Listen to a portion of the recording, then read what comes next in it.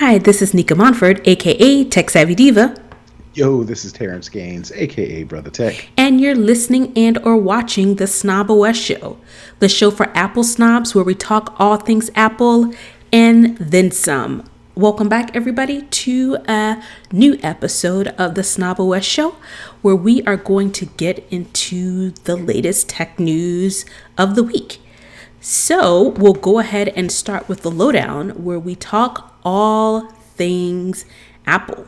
And first up on the docket, probably the biggest thing to come out of Apple since last week's Apple Spring Loaded event, the drop of iOS 14.5, the latest drop of iPad OS, and the latest drop of Watch OS. But we will definitely start with iOS 14.5 and talk about all of the new upgrades that come with this latest update. So I'm assuming you've already updated your devices. Yes, I have. Okay, and I have updated mine as well. So I think the two biggest things that came out of this upgrade is the app tracking transparency feature that caused quite a bit of hubbub with some of the other social media sites and other vendors who use tracking to go into the advertising and marketing, and also the new feature that allows you to use your Apple Watch to unlock your phone. So let's dive into it. Let's start with you want to start with the new Siri voices? Yeah, so there's a bunch of things, like Nika mentioned. This is actually, as far as visible things that people will actually use, in my opinion, iOS 14.5 has several, features that people will definitely use directly or directly be benefited from. Like Nika mentioned, app tracking, but probably the most popular one is the Face ID or the Apple Watch unlock. But one of the cool things that I saw that I wanted to talk about was new Siri voices. Instead of it just being, or actually, let me get my phone out so I can give all of the versions. So instead of just having one or two versions of male and female, depending on what country or what language you choose, there are several other Siri voices that you can actually choose from. And I actually went through to check them out, and they are definitely better as far as natural language.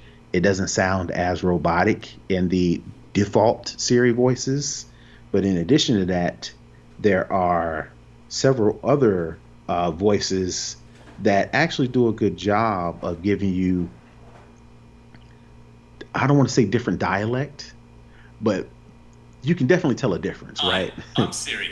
Choose the voice you'd like me to use. Yeah, so Nick is doing it now, right? So there's one lady that is like, this sounds like a black lady.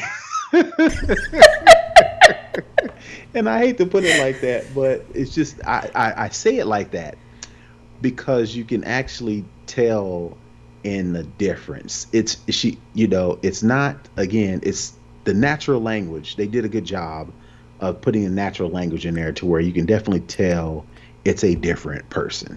Now, again, in my head of heads, this is a well-educated Black lady. black lady talking, not stereotypical, auntie type, but definitely, A cultured black lady. yeah, exactly. So again, I say all that to say it's a nice selection. So they've got, um, a four. If you choose American, right? There's four different choices for You know what? I'll just let you listen to them. See if we can get here. So here's one. Hi, I'm Siri. Choose the voice you'd like me to use. Right, so that's one. Hi, I'm Siri. Choose the voice you'd like me to use. And that's the one for a lady. Hi, I'm Siri. Choose the voice you'd like me to use. That sounds like a brother. That sounds like a black man. Choose the voice you'd like me to use. That's the default one. So the one I think is like a code switching black lady is number two. Hi, I'm Siri. Choose the voice you'd like me to use. Yeah. Definitely. They definitely got some black voices, a black man voice and a black lady voice. Right now, I currently have an Australian lady Okay. as my virtual assistant. I may have to switch it over to the black lady. Yeah. So, and in addition to that, they've got a couple of them. I don't know if these are all defaults, but I know they've got South African now, Irish. The total is South African, Irish, Indian, British, Australian, and American. And within each of those, there are a couple different ones. I'm Siri. Choose the voice you'd like me to use. Hi, I'm Siri. Choose the Yeah. So all that to say, You got some options with you Siri got voice. some options, right? So that's a nice addition And to it definitely iOS. does sound more natural. It's not robotic. You think of the first, Siri, super robotic. Now she's very natural speaking, and Well, I guess so it's since a they nice stole look. that lady's voice, I guess they figured they better let's change it up and not use a distorted person's voice without their knowledge. Right. So that was cool, and like I said, a couple other things. Probably the most thing that you'll probably use immediately is the iPhone unlock using your Apple Watch. And it only works. So here are a couple, scenarios, because the first thing you think of is like, well, the whole purpose of using Face ID is better security, right? Because it knows your face. If it's not using your face to unlock your phone, then how is it so secure? Well, the reason why it's so insecure is because they're making a couple of assumptions, which are correct assumptions, right? So your phone and your Apple Watch have to be paired, right? Number one. Number two, your watch has to be on your wrist. Number three, it has to be unlocked. And number four, it has to be in near proximity of your phone. So the only way being able to unlock your iPhone with your Apple Watch, if it meets those four conditions, and of course, if your Face ID notices you have a mask on. So if you don't have a mask on, it unlocks via the normal Face ID. Or if don't use Face ID, you got to put your PIN in. But it only unlocks with your watch is if it notices you have a mask on, and it's like fast. It is. It's not like a reading. Oh, he has a mask on. Let me unlock. It's like you click the press the sleep wake button, or if you got attention turned on and you look at your watch and it's locked. I mean, it's like instantaneous. It's very smooth, very snappy. And I know Right. I tried it by just covering my face with my hand, and it worked the same way. Yeah, so it definitely detects if your mouth or your lower half of your face is being blocked, and it lets you in pretty fast. So that's probably the most beneficial thing, because in addition to just being out and about and having to look at my phone, I use my specifically for password manager, right? So I use LastPass, and I use Face ID to unlock LastPass. And there's been plenty of times where I'm out and about and I've got my mask on and it's asking for a password, and it's like, so I turn aside and kind of to have to sneak it. side. Yep. Right. Just sneak let it in, because I don't feel like I can't even remember what I don't know what the my password is. master password is for LastPass, right? And I ain't got time to look that up, so I do the sneak mask removal just to unlock the password, just to get into whatever account I'm getting into, and then I go about my business. So this will definitely be a much needed, benefit to those of us who are still deciding to wear masks, even though pretty much everything is open back up now. Exactly.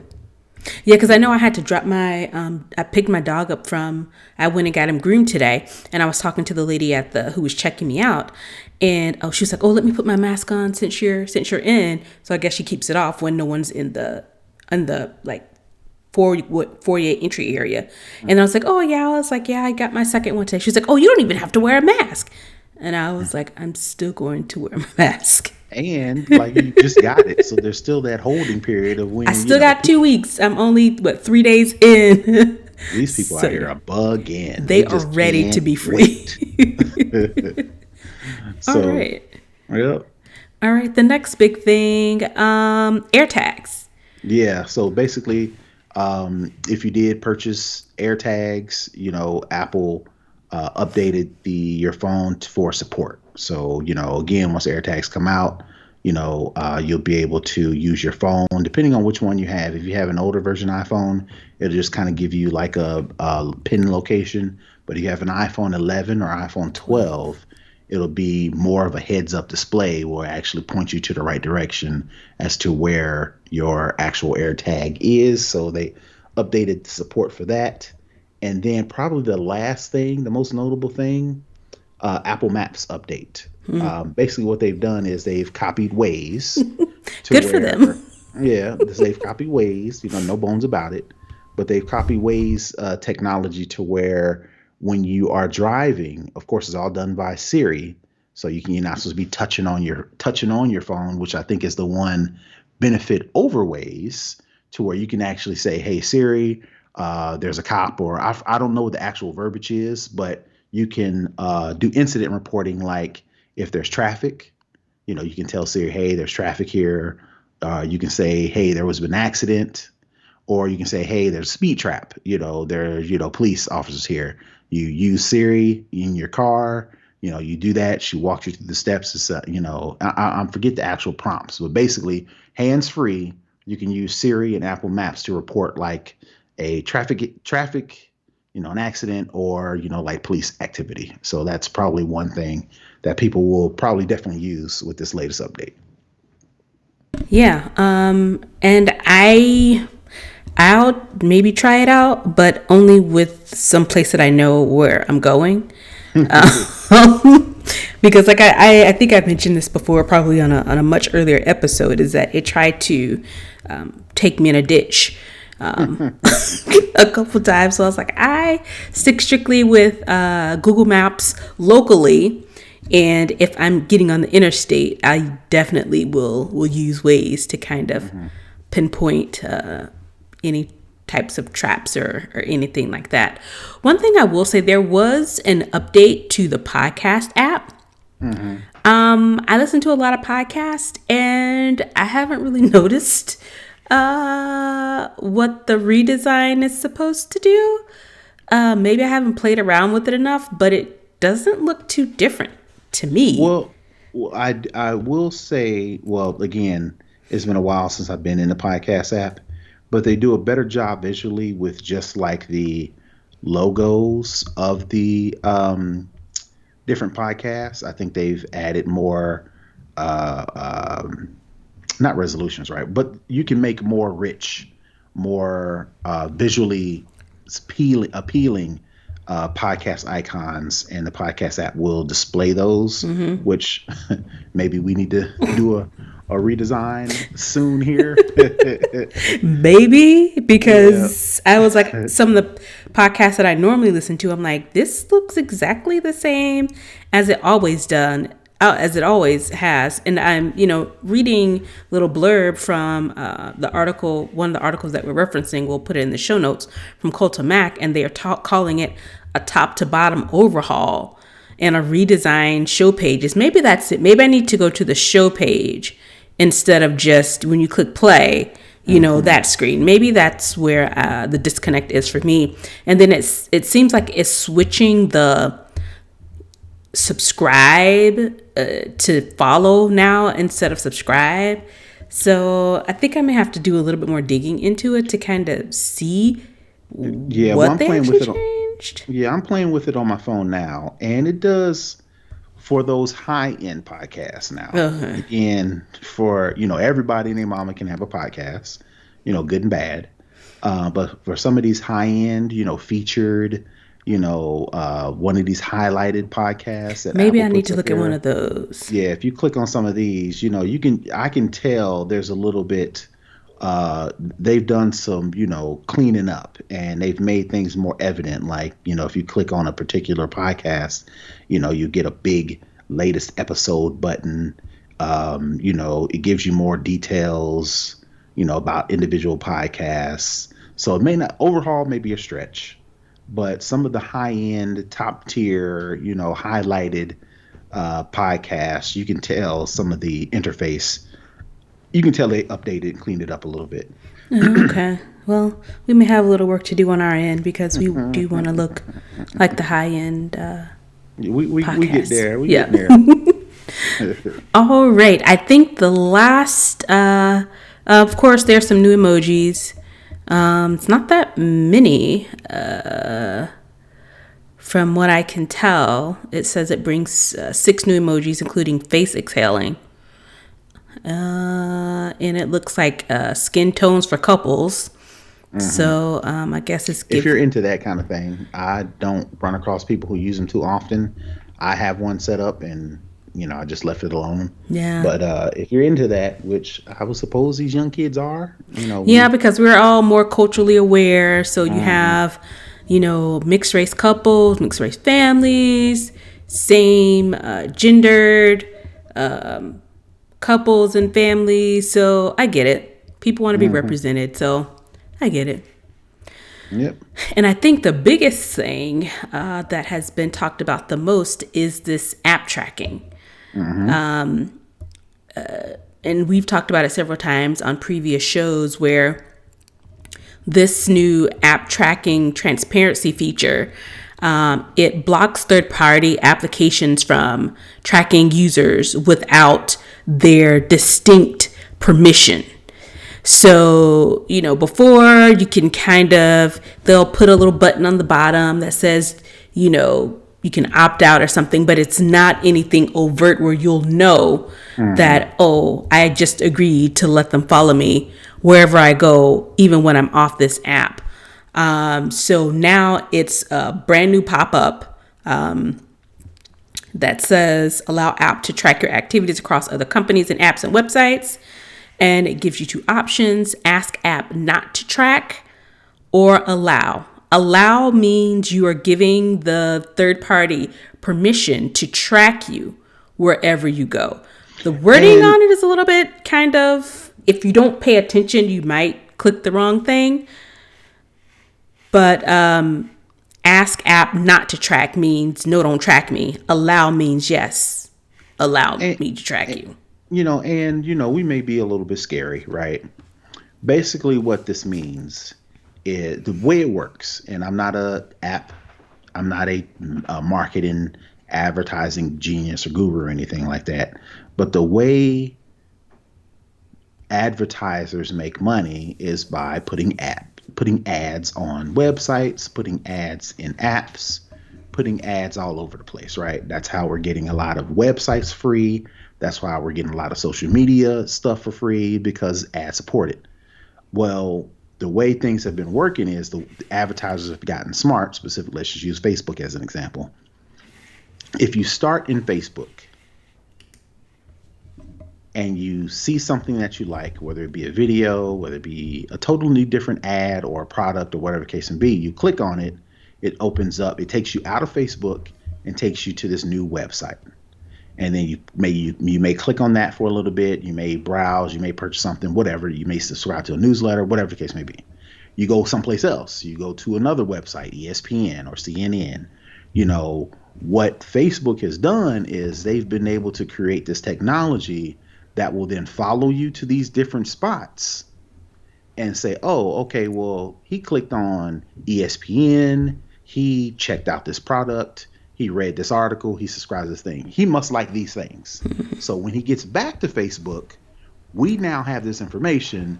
Now we're going to show you all these ads from the places you went. The places that you went. So what Apple is now doing is saying, hey, you can't just do that off top. You got to let people know. That's what you're doing. If you leave Facebook and click on these things, we're going to follow you around in the hopes that we can serve you better ads, serve them more relevant, whatever they want to do. Now it's up to you to decide, okay, I'm fine with that, or nah, that's creepy, or nah, I ain't with that, don't do it. So you got those 2 options. Well, again, and we've talked about it before, Facebook is tripping because they're like, oh, nobody's going to do it. I don't think that's the case. Not at all. People are going to see that and say, well, I do want to get relevant ad information because I just don't want to get random stuff. If I have to do ads, because ads are everywhere, you can't avoid them. I would much rather get ads that are relevant to the things I do, click, go, visit, whatever the case may be, sure. But Facebook is so paranoid that they're that they're going assuming to lose their whole ad marketing, that just they just because you're really giving just went people all the way left right, with just their because they've been able to do it without anybody unchecked. telling them unchecked, without anybody telling them otherwise. Now that they have to tell people, they're just assuming, oh, everything's going to crash. So that's why they went on this whole offensive and saying, hey, small businesses, if Apple does this, everybody's not going to stop using your ads. You're going to lose money. You're going to go broke. You're going to go bankrupt. Right. But in actuality, you're just giving people the option. And And if most they had people, sold it that way, they right. wouldn't look like a bunch of crybaby, whiny Mhm. babies. They're taking my toy away and they won't give it back to me. Now I Mhm. got to go and fight them.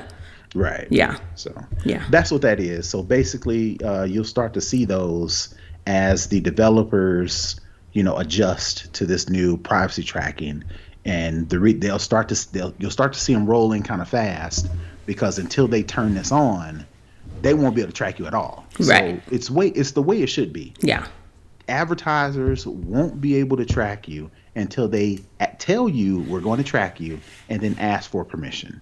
Once they do that, then you'll be able to say allow. And it might be annoying at first because you won't know all the different places you travel on your iPhone or on your website or on your browser until you start to get all these pop-ups. This Apple actually tracking. And you'll get on your nerves, but then after a while they'll kind of fall away. Yeah. Because like I said, these advertisers, they want to track you in order to serve you relevant ads.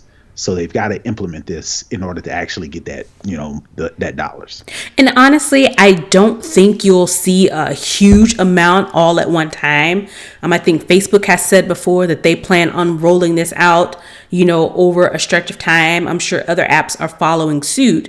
But once you make your decision of whether you want this particular app to track you or not, then that's done. You've made your decision. You won't see a pop-up for that site again. And as Terrance mentioned, one of the things with this new update is if the developer doesn't integrate this into their app, they won't be able. They're blocked from everything, and it's called. They'll be blocked. We're now switching over to another article from Culture Mac, and they're saying that until they push their app live with these changes based on this transparency tracking feature, they are blocked from tracking users via Apple's identifier of advertisers, aka IDFA.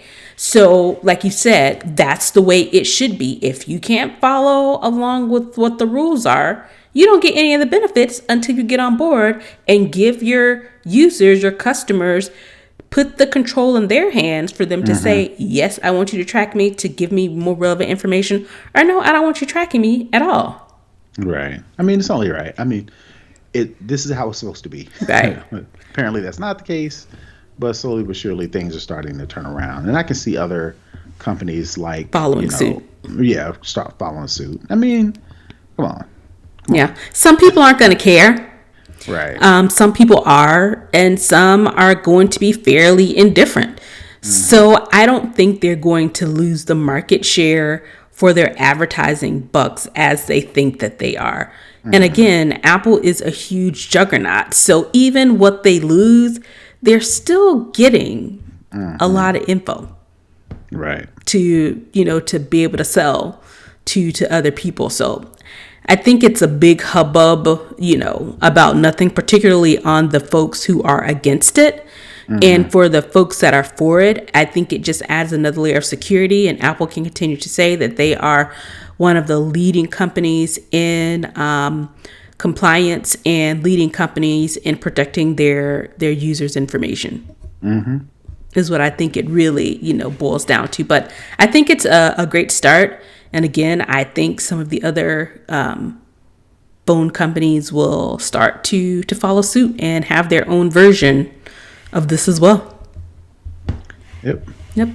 All right. The last thing I want to talk about in the lowdown is that there is a next-gen Apple Silicon chip that has moved into production. It's tentatively being called M2. And they're expecting it to be included in the MacBooks for the second half of the year. I've said this many times on the show. I love the new M1 Max. I want one for myself. I just want one with a bigger screen. And I think I probably won't be able to get this until the fall Apple event. Because it sounds like one of the biggest differentiators between the first set of MacBooks, the 13-inch MacBooks that were released. So it was a Mac. It was a Mac Mini, MacBook Air, and MacBook Pro that they released with the M1 chip last year. And so it looks like for this next generation, which will probably be an all new MacBook Pro line with your 14-inch and your 16-inch, the differentiator will be these now have the M2 chip instead of the M1 chip. Right. And most importantly, which is probably why you don't see a MacBook. Is there a MacBook Pro M1 or just the MacBook Air and the It's a Pro. It's the 13-inch Pro. Okay, but it's a 13-inch, right? Yeah. So I'm reading in the story by 9 to 5 Mac, and probably the main difference, which is what I have now, and I'm using up every single last port, is the M2 or the M1X, however they call it, will have 4 Thunderbolt ports. The M1 chips with the MacBook Air and then the MacBook Pro only have the 2 ports for Thunderbolt. So if you had like multiple Thunderbolt connections, you'd have to buy a big hub or a dock, and those can get expensive. Anywhere from $70-$80 to like $250 to get. Especially depending on the processor, since this M1 chip processor is a little bit different. Right. I'm sure that those hubs probably have gone up in price as well. Right. So with the M2 chip, you're going to have the traditional 4 Thunderbolt ports in like your 13 and maybe even a 15-inch MacBook Pro, which are slowly but surely more accessories, more companies, more brands are starting to adopt Thunderbolt ports or Thunderbolt connectivity. So like I said, right now I've got a microphone, I've got a camera, I've got my battery power, and I've got my Ethernet.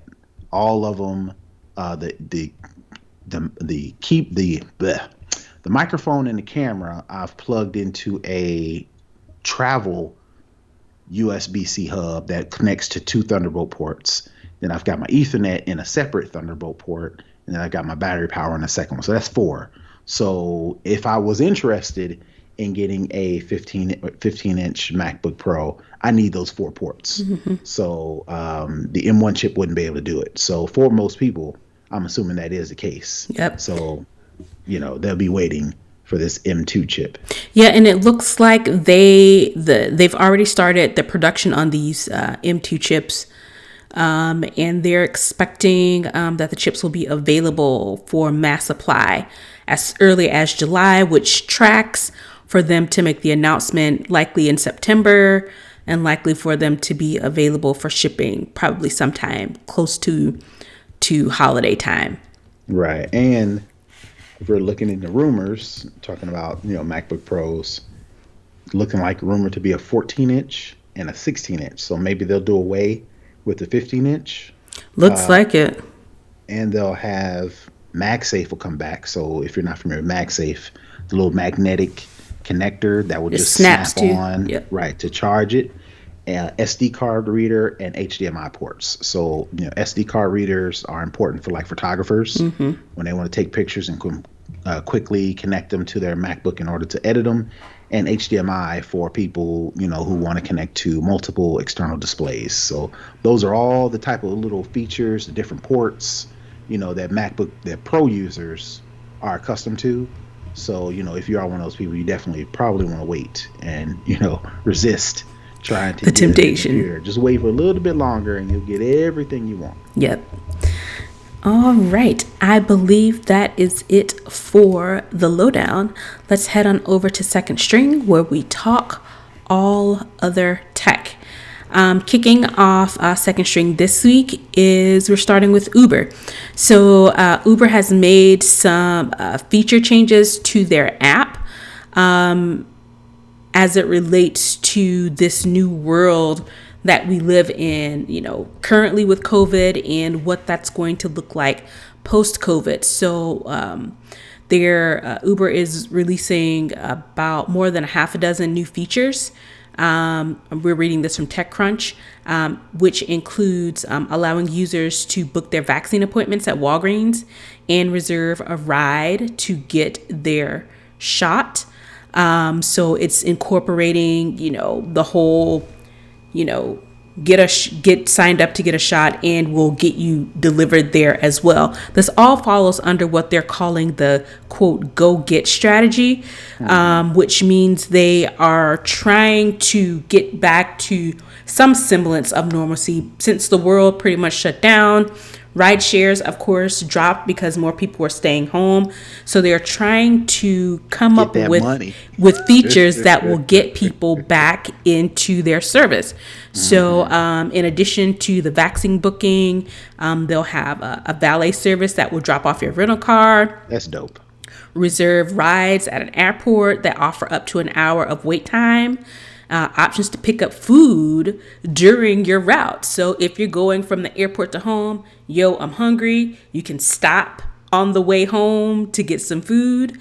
One of the other things that I thought was very interesting as well is that they have this new feature called Uber Rent with Valet. So this allows you, and this is for the US, it allows you to rent a car through the Uber app. And then the vehicle is delivered to you wherever you are, whether that be at the house, whether it be the airport, whatever the case may be. So I think, what they're doing, these new features, I definitely think it might entice people, especially with the world, opening back up, whether it be prematurely in some people's eyes or not.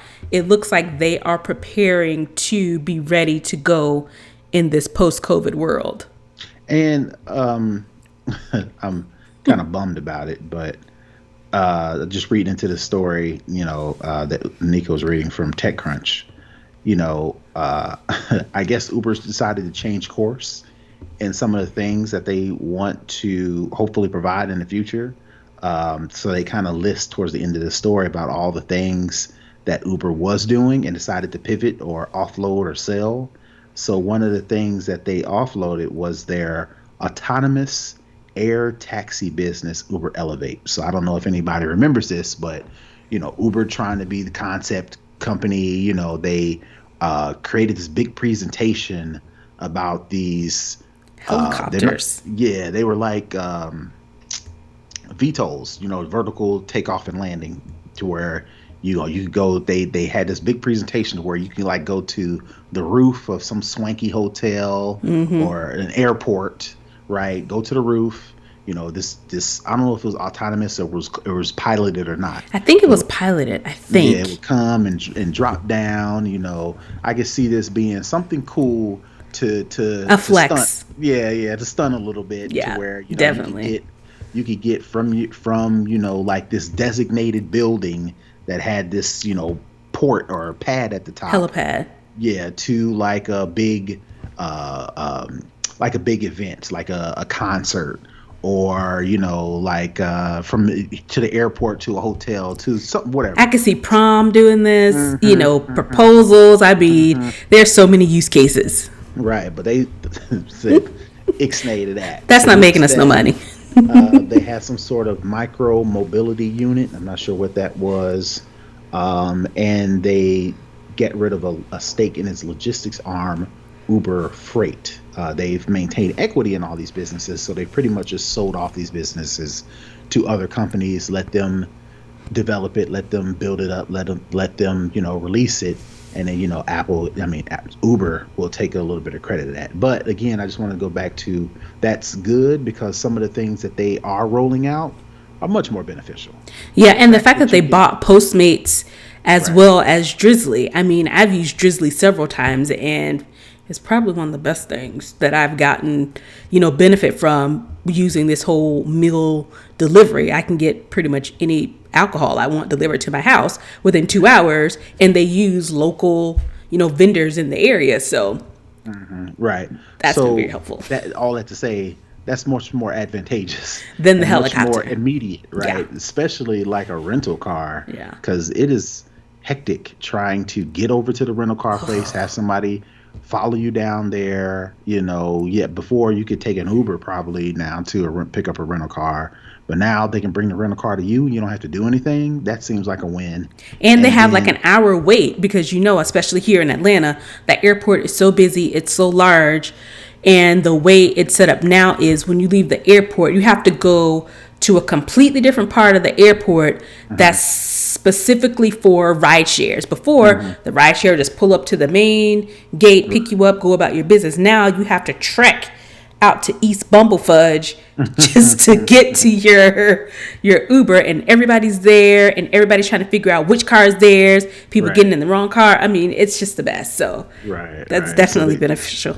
yeah, so they shored that up, and you've always been able to, if you're in an Uber and you want them to stop at the fast food spot, you could always do that because the Uber guy was like, sure, whatever extends the ride means more money for me, right? Bigger But tip too. now I think the way the works is when you reserve an Uber, you can actually go in and say, okay, well, I want to reserve, to pick up. You can add the stop, in your route, so the Uber driver's picking you up, knowing Already that, okay. knows where he has to go. Exactly, exactly. Versus you springing it on them, because maybe some Uber would be like, nah, Nope. I don't know you. I'm just gonna drop you off where you said, and you're not about to have some detour in the middle of nowhere where I get jacked, Right. right? No, thank you But very much. them knowing that ahead of time, then they can choose. Okay, this is cool. I'll accept this, this route or not. Right. Yeah. All right. So Uber with the updates. Speaking of updates, Netflix, they have finally launched their new shuffle feature called Play Something. It's now accessible to users worldwide. They actually launched it today, which is April 28th. And this is the intent behind this Play Something feature is to allow you to for Netflix to give you some options based on what you've previously watched, probably Hmm. some AI in there to determine, what have you watched, what have you stopped watching and didn't finish. It'll, give you that option. So it's just, we've all been in the house. I know I have so many shows that I've started and haven't finished. And so it just gives you an easy way to say, I don't know what to watch on Netflix. And this Play Something feature will give you the option to remind you either of something you've stopped watching or to give you the option to watch something that is in line with some of the other things that you've watched as well. And this is so. It's so interesting. Um, it's such a mind game. I'll just use myself as an example. I feel like when I go to watch something on Netflix or just anything, whether it be HBO, Apple TV, whatever, but since we're talking about Netflix, when I go on Netflix and I want to watch something, I feel like I've only got a certain amount of time, 2 hours, maybe two and a half. I don't want to feel like I wasted that time by picking something dumb or uninteresting or not what I thought it was going to be, right?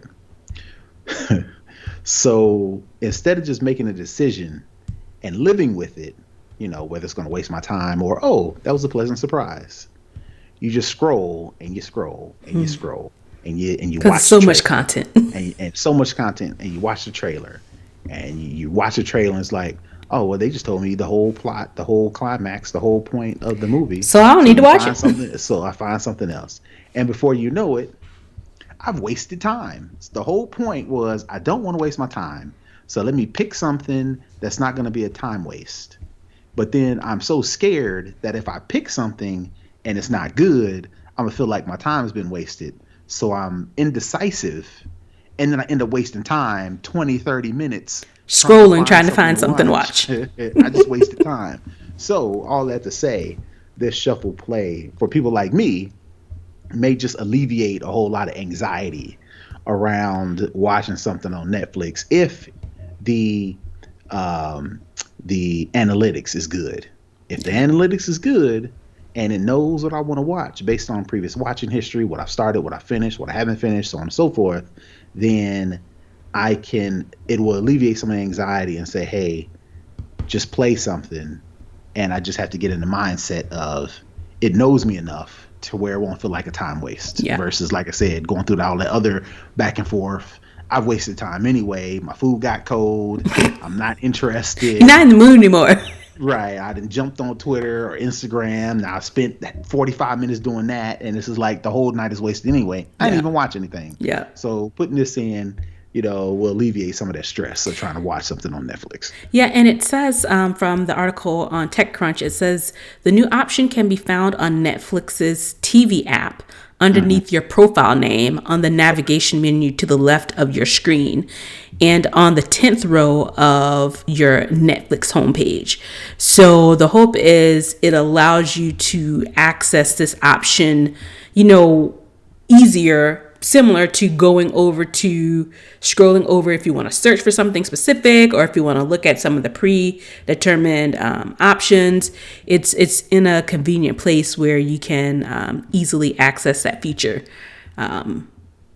without much hubbub. And one of the other things is that it's also making it accessible. This play something feature accessible to those who may have some sort of disability. So it says that users with screen readers can use text to speech to use the play something feature. So taking in the usability feature for those who may be differently abled is always a good look. All right. The final thing we have in second string is with Microsoft. Most of us probably use Microsoft on a daily basis in some form or fashion. And currently, the default font for Microsoft Office is Calibri. But now Microsoft has decided to change the default font and they are letting users get in on the feedback. So there are 5 options. I'm not going to try and read their names because some of them I don't know how to pronounce. But it's going to allow Office users unofficial poll, so to speak, on including your input on what you want the text to be. I forgot I can share my screen. Well, and while you do that, I don't remember or don't recall what the current official font is for Microsoft. It's Calibri. Well, I mean, I don't know what it looks like. Oh, okay. So sure. I don't know if that's the most loved thing about Office. I'm assuming I don't think people care, but it seems that people do at some point.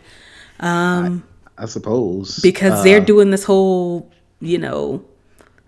press release, and you get to vote, so to speak. It looks like while there isn't a formal such vote, the Microsoft is allowing people to go over to social media and make their voices heard. And on the screen, if you'll see, let me scroll back up. These are the 5 fonts you get to decide on to be the new default font for Microsoft Office. They look all the same to me. Yeah. The grand view, you can kind of see a little bit of difference in the Beerenstad because it looks a little bit bolder, but the other 3 look the same to me. Yeah. Like I said, sure. Apparently, maybe this is something that is prevalent in non-Apple world, because I didn't know that. Yeah, but I don't know. I'm not a design person. I don't have an eye, but just reading from this story on Tech Radar, The blog post goes into a lot of detail about the design philosophy behind each of the 5 different fonts, which span the various sans serif styles: humanist, geometric, Swiss style, and industrial. In short, Tenorite, which is one of the fonts, is a very rounded, wide, and crisp font. Bierenstat, I'm not sure I'm saying that correctly. It's clear cut and mechanical. Skeena looks clean and has distinctive thicker and thinner strokes for the different bits and letters. Seaford offers greatly organic and asymmetric forms, with Grandview looking rather, well, grand and built around, highly legible and generally standing out. I don't know how on earth they got all of that out of these 5 fonts, but sure. Any Again, design folks out there want to give us a clue right. on, how this works? Because I know that someone, I think not too long ago, created a whole new font, and I'm like, how do you create a new font? I Yeah, don't know. again, like I This said, is that completely out of my purview of, the topography is big for those who like it. yeah. For the rest of us, you probably never notice. They are probably geeking out seriously over this Uh-huh. change because they look quite a bit the same, with the exception of the two that I mentioned. One looks bigger and one looks bolder, but the other Right, three look about the same to me, a right. novice who has no idea about any of this. But I just thought it was interesting because it seemed to be a big deal out here in these streets. So, yeah. All right. And that is it for second string. We are going to head on over to Further Culture, where we talk about culture moments that either affect us or we find interesting. In this week, we've heard of Shut Up and Dribble when it comes to LeBron James and some of his comments as not only a famed basketball player, but also as a human person who lives in this country, who gets to commentate on his thoughts on what surrounds him and his family. Now, what I'm calling Shut Up in Tech is the latest phenomenon that has hit the Twitter streets. I think this just hit yesterday, which was the 27th. And if you don't know, we are talking about Basecamp. Basecamp has caused a flurry of activity to hit the Twitter streets that I haven't seen in a while, and that's saying something.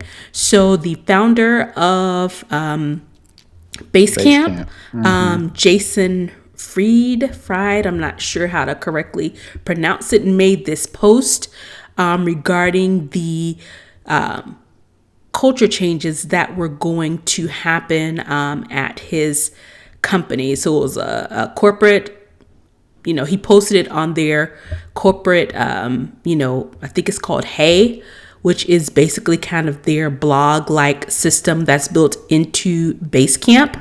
And I hadn't heard honestly of Basecamp. I hadn't heard of these founders who apparently, based on the little bit of research I did, it is the two guys who are the primary folks.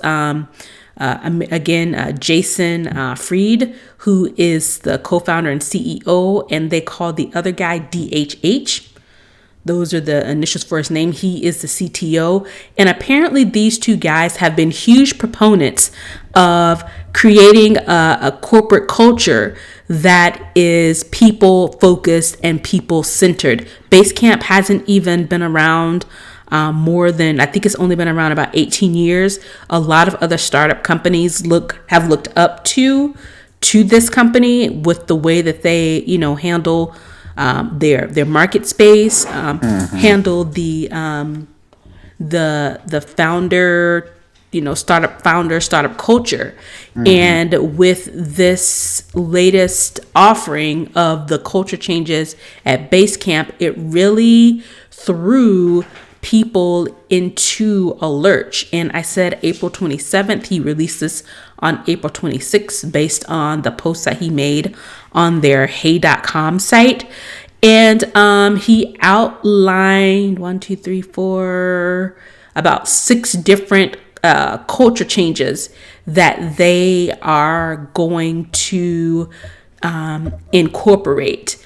And what I gathered from reading his statement and what I gathered from looking at, former base camp employees, current base camp employees, and just other folks in the tech space, he's essentially saying, we don't necessarily care so much about you as a person. We just want you to come to work and do the work and not talk about anything else except for the work. So a little bit of backstory. So, everybody loves Basecamp, right? The way they came about, the way they do business. I think the owner or co-founder or whomever wrote a couple books. And it's so like utopia as it relates to startup, right? It's not traditional tech company into where everybody's in cubicles and everybody has this traditional way of going to work. Some of these companies like Google and Microsoft and Apple and all these places offer like these amenities, and amenities and all, this tech culture. Basecamp was kind of like not necessarily the opposite, but it was more of a toned down, from what I can remember and what other people have said about them. It was almost like a utopia as to the people you work with, the processes. You were able to get your work done. It wasn't a super centralized company, So all that to say, everybody wanted to, kind of emulate them. So that's where, they kind of got their claim to fame. The software that they provide, I think they offer like two. Their main one is centered around getting things done, getting your team together, everybody being organized on the same page, project management, for lack of a better term, right? But it wasn't traditional like spreadsheets, and it was really kind of you kind of pull everything in, and this is where your base camp for your operations. This is where you assign tasks, give out information, collaborate back and forth. You could do it via email, you could do it via your mobile phone. So it's kind of real. It was simplistic, which is what everybody wanted. They didn't want to be too complex, right? So I think that's where they're claiming fame, right? But like you said, based on this research, I'm reading, the story you put in the show notes from The Verge.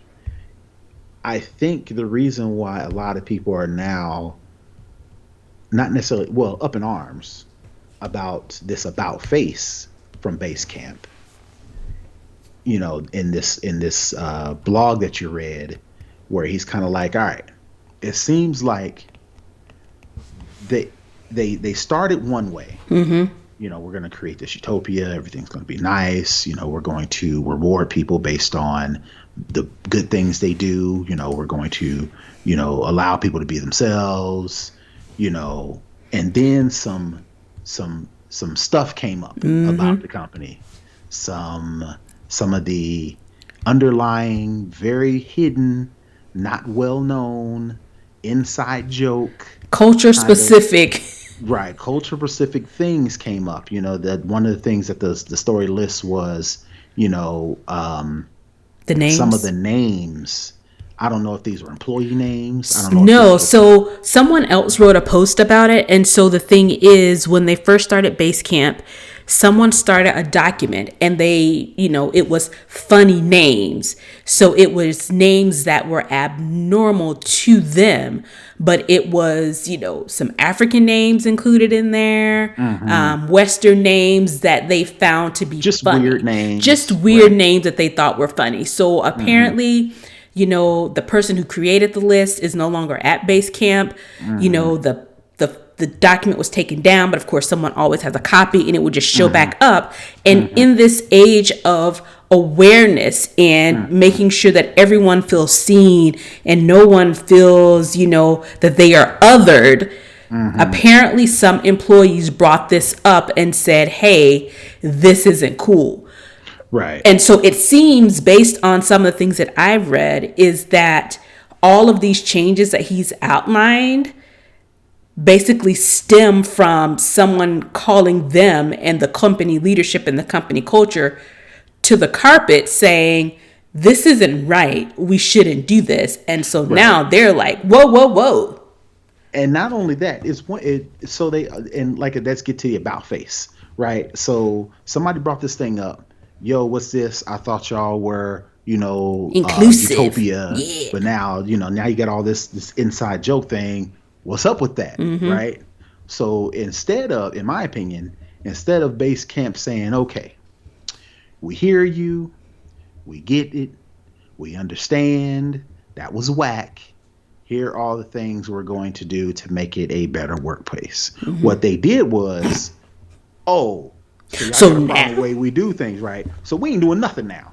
We ain't forget doing it. this. We ain't doing No that. more, No, no no more more political talk. 360 reviews. No more No benefits benefits for for being working healthy and out. eating No right. more And committees.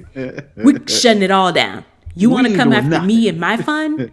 We are going to Right. shut it down. Because I was reading through some of the things, and it's weird to me that they're getting rid of the, what is it, the 360 feedback. They were Right. getting too many positive reviews.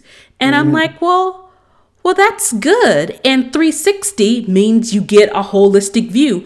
Everybody gets to give feedback, whether instead of just going into a review and your manager giving you feedback, you get to give feedback on your manager, on your team. So everybody gets feedback going both ways.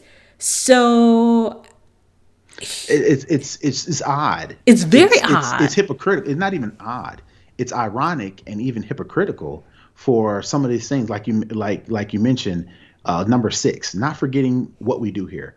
We make project management, team communication, and email software. We are not a social impact company. We ain't worried about what people do. We write business books. We're not We putting up no black blog. squares. Right. We speak regularly. We do open source software. We do some stuff. That's it.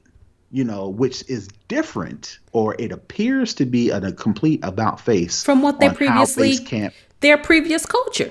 right? And Their that they previous kind of culture. called out other people who didn't do these same type of things. So I think that's what's really pissing people off, is like, you sold us this false bill of sales, and because you got called to the carpet, now you're pissed, Right. and now you're trying to completely change the rules on us. And Right. what I don't understand is, you make project management software, team communication, email software. How can you not include societal norms in these types of tools? Because everybody from different types of backgrounds, languages, different cultures have to use this software. So you have to have some input based on societal quote unquote norms and impacts built into your software. And you're not, as I don't care what you do, I don't care how you change, I don't what how you started, what the goal was. If you have people working at a company and these people are different, you're going to get different input, you're going to get different impact, you're going to get different feedback, you're going to get different societal norms. Or you're not different. You're going to get societal norms Additional.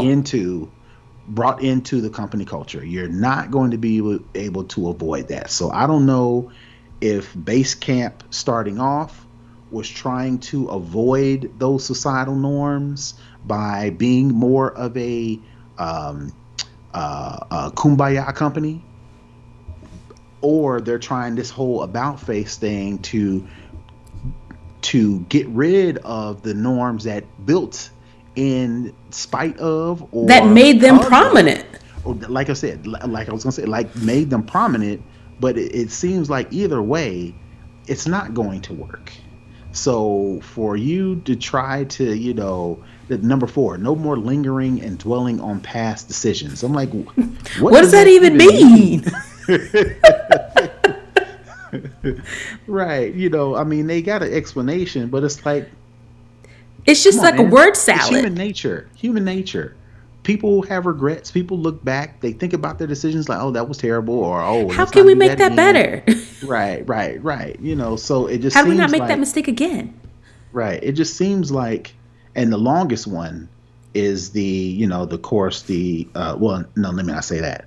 the no more societal and political discussions on our company Basecamp account. The Verge, the story I was reading, makes a good point.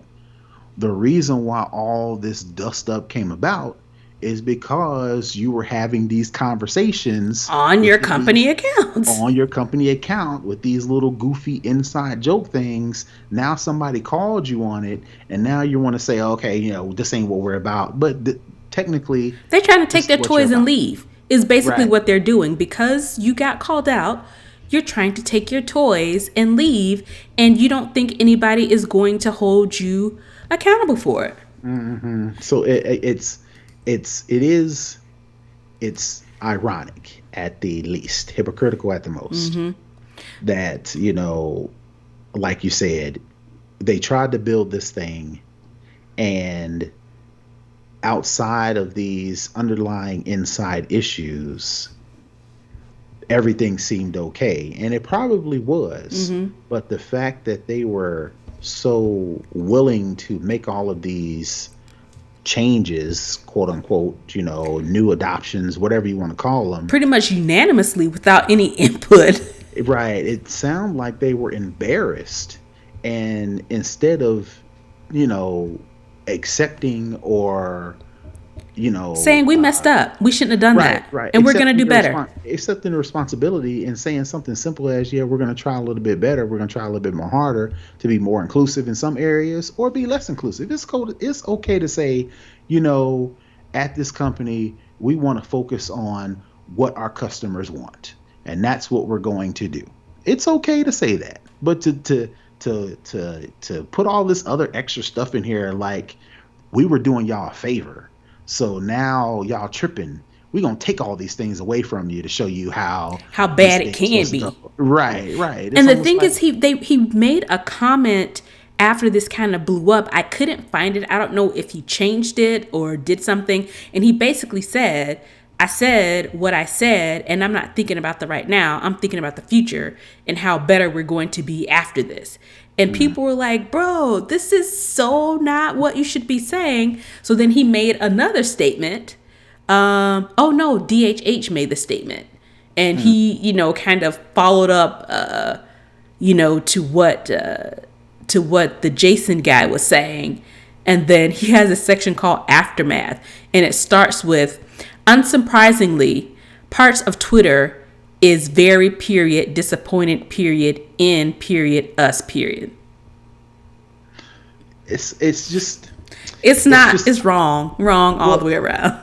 it's just odd that these two founders or this company was kind of like the de facto, so much so as it relates to company culture, that they wrote books on, yo, this is how you do company culture. You got to Yeah. do this, you got to do this, you got to do this, you got to do that. But then somebody called their own company culture like, yeah, we was talking to y'all. We weren't talking about We us. weren't talking about us.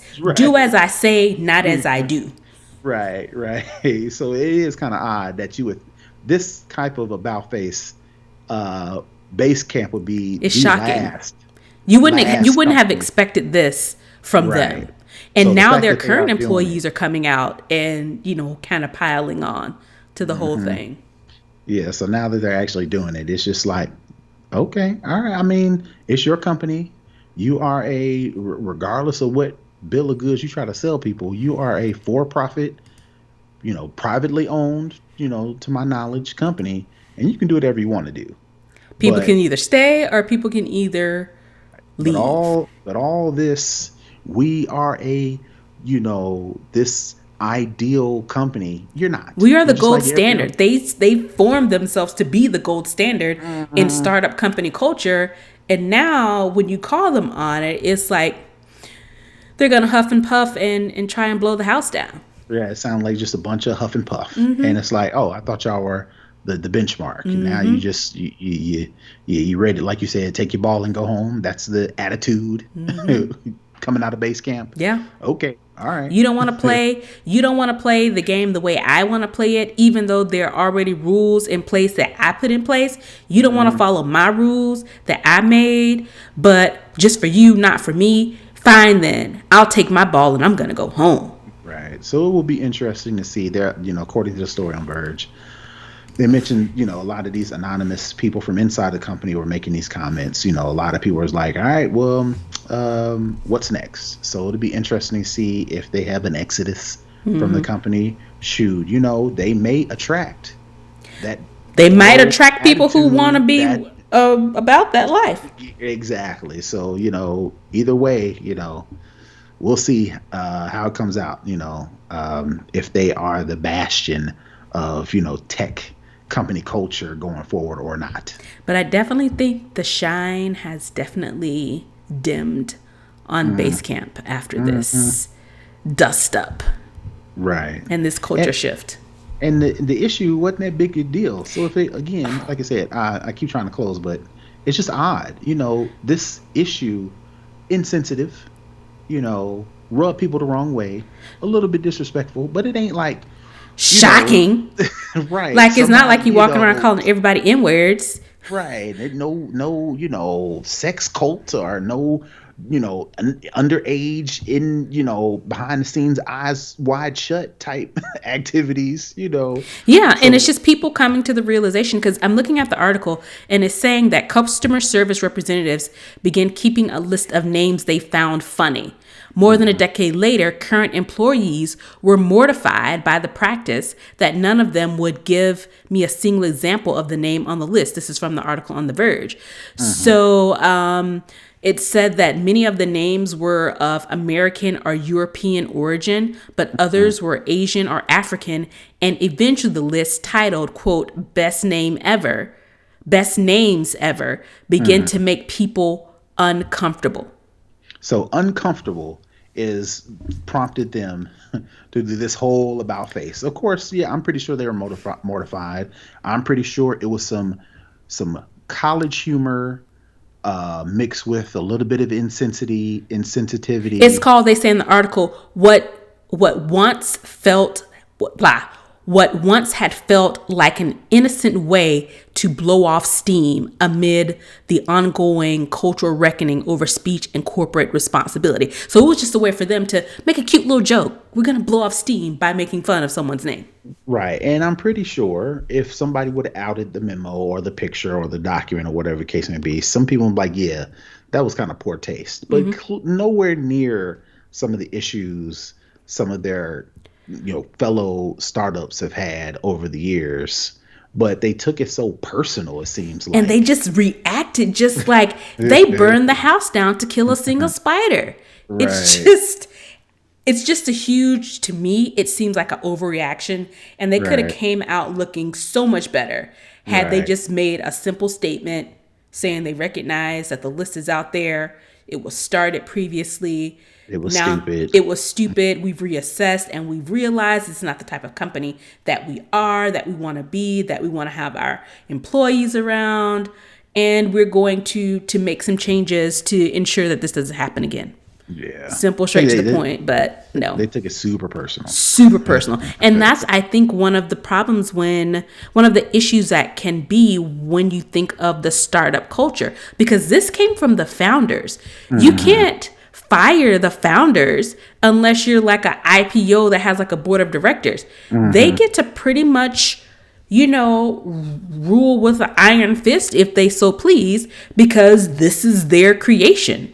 So I think that's one of the things that when you look at it in a broader sense, is that the power that the founders have, it could be a problem. And had this Right. come up, not if this list had not been started pretty much as soon as the company started, they could kind of, separate themselves from it. But because this was a company culture thing that they pretty much did from the very beginning, there was no way for them to separate themselves. And the only thing that they thought, I guess, they could do was blow it up. And maybe, like you said, speaking of personal, maybe since it started so early and it started when they were there, maybe they thought it reflected on them directly, as in they Are okayed offensive. or started it, or at the very least turned a blind eye And while it allowed it to happened, continue, yeah. while in turn going out into the world and being this model company, and even maybe even wagging fingers Lecturing at other other people. right, for how they do things. Again, I haven't read none of the books, but I can remember that Basecamp was the model company for a tech culture. So the fact that maybe it took, like you said, they took his mad personal. Yeah, they did. All right. Yeah. All right. That is it for Further Culture. Let's head on over to the hookup. There are lots of things that are going on, especially as it relates to iOS 14.5, but I think Brother Tech is taking a different direction with the hookup this week. Well, not necessarily a different direction, but an unknown one. AirPods Pro, very few and far between, but they do get firmware updates. I don't think a lot of people knew that. And more importantly, there's no really way to force a firmware update, but when releases like iOS 14.5, Apple will release a firmware update. And in most cases, well, in all cases, the update will automatically go through when your AirPods are connected to your iPhone via Bluetooth. But depending on how frequently or infrequently you listen to AirPods, you may just be on a old firmware version. So to be able to check that, that's my hookup. This is how you check for your AirPods firmware version. Basically, you open the settings app on your iPhone. Of course, you go to Bluetooth menu, you find your AirPods in the list of devices, and you tap the I for information next to the AirPods, and then you look at the firmware version. Now, iOS 14.5 just came out, and like I mentioned, Apple did release a new firmware update. So the current version you should be on is 3E751. So if you go through the process and you see you're on that firmware version, you're on the latest update. If not, then you probably need to make sure that your AirPods are charged up. You need to make sure that they are connected to your iPhone via Bluetooth. And once Apple recognizes that, it will push down that version. Again, we really don't know what new or different or update or change came from this new firmware version. All we know, there was a recent update. So if you do want to check that, that's my hookup for the week. Cool. All right, that's our show for the week. Definitely download, rate, and review us. We're on Apple Podcasts, the newly redesigned Apple Podcasts, Google Podcasts, and Spotify. You can definitely engage with us on social media. We're at SnobOScast on Twitter, Instagram, and Facebook. Also, be sure to watch us on YouTube. We're at SnobOScast.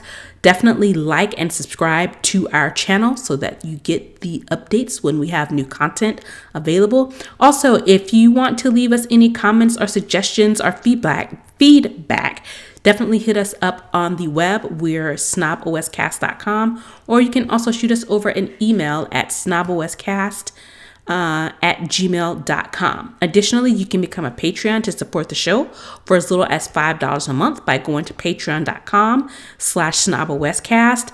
With this monthly support, you get access to our pre-show content, access to our live show taping, and also access to our community chat forum. Also, you can drop us off a one-time love offering over at PayPal. We can accept that at paypal.me/snobawest. And that is it for the week. We will see you guys next week. Have a good one. Peace. Bye.